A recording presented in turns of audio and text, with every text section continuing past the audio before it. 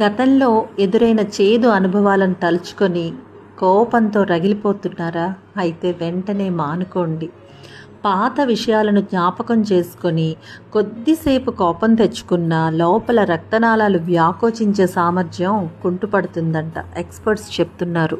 రక్తనాళాలు సరిగా వ్యాకోచించకపోతే పూడికలు అంటే అదేనండి బ్లాకేజెస్ ఏర్పడే ప్రమాదం ఉందట.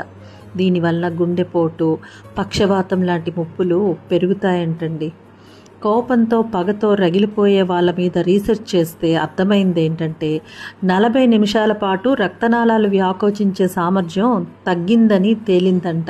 మందుల మాట ఎలా ఉన్నా గతం గతః అని సరిపెట్టుకొని కాలం చూసుకుంటుందిలే అని మన మనసుని ప్రశాంతంగా ఉంచుకుంటే 10 కాలాల పాటు గుండెను అలాగే మన మనసును శరీరాన్ని ఆరోగ్యంగా ఉంచుకోవచ్చు.